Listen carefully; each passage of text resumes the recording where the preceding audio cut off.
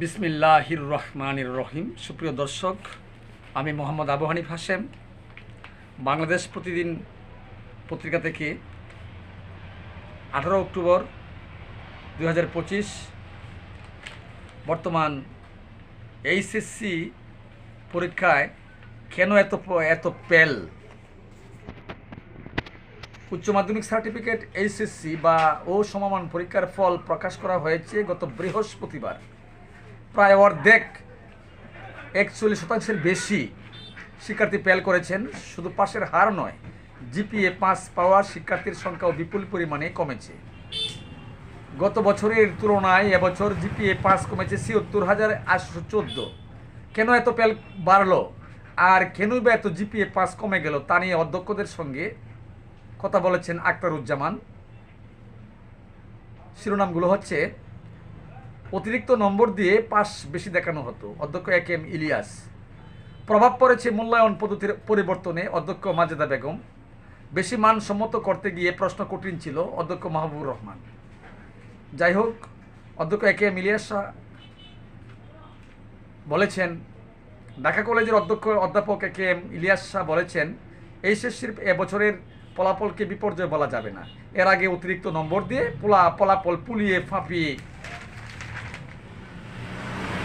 দেখানো হতো। প্রকৃত ফলের চেয়ে বেশি ভালো ফল দিয়ে ছাত্রছাত্রীদেরকে বিপর্যস্ত করা হতো। কারণ এসব পাবলিক পরীক্ষায় ভালো ফল করতে তাদের মধ্যে প্রত্যাশা বেড়ে যায়, আর উচ্চ বিদ্যাপীঠে পরীক্ষা দিয়ে তারা প্রত্যাশা অনুযায়ী ফলাফল পায় না। মাধ্যমিক ও উচ্চ মাধ্যমিকে A+ পেলেও বিভিন্ন পাবলিক বিশ্ববিদ্যালয়ে ফেল করত। এটাই ছিল চিত্র।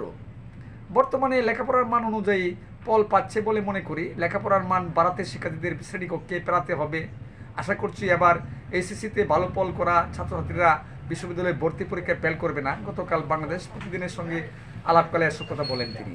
এই অধ্যক্ষ বলেন, শিক্ষার্থীদের যথাযথ মোটিভেশন দেওয়া দরকার যাতে তারা পড়ালেখায় মনোযোগী হয়। আগে ছিল করোনা ভাইরাস, এরপর ছিল জুলাই অভ্যুত্থান। এসবের পরে ছাত্রছাত্রীদের মনোযোগতে বেশ কিছু পরিবর্তন এসেছে। অনেক ছাত্রছাত্রী ক্লাসের উদ্দেশ্যে বাসা থেকে বের হয়ে এলেও তারা শ্রেণীকক্ষে আসতো না। শিক্ষকরা তাদের ক্লাসে ফেরানোর চেষ্টা করছেন। শিক্ষার্থীদের পড়াশোনায় মনোযোগী করতে শিক্ষকদের পাশাপাশি অভিভাবকদের ভূমিকা রয়েছে, কারণ তারা অধিকাংশ সময় শ্রেণীকক্ষের বাইরে পরিবারের সঙ্গে পার করে। অধ্যাপক এ কে এম ইলিয়াসকা বলেন, মাধ্যমিকের গণ্ডি পার হয়ে আসার পর উচ্চ মাধ্যমিকের সিলেবাসের পরিধি যেমন বড় হয়, তেমনি শিক্ষার্থীদের নিজেদের পরিধিও বড় হয়ে যায়। কলেজে ভর্তি হওয়ার পর নতুন জগতের সঙ্গে পরিচয় হয়, নতুন বন্ধুবান্ধব তৈরি হয় তাদের, এই জন্যই সমস্যা হতে পারে। যাই হোক, তো অধ্যক্ষ মাজেদা বেগম বলেছেন, বিকারুন্নেসা নূন স্কুল অ্যান্ড কলেজের অধ্যক্ষ মাজেদা বেগম উনি বলেছেন, শিক্ষার্থীরা খাতায় যেভাবে লিখেছে তা মূল্যায়ন প্রকৃতভাবেই হয়েছে বলে মনে করি।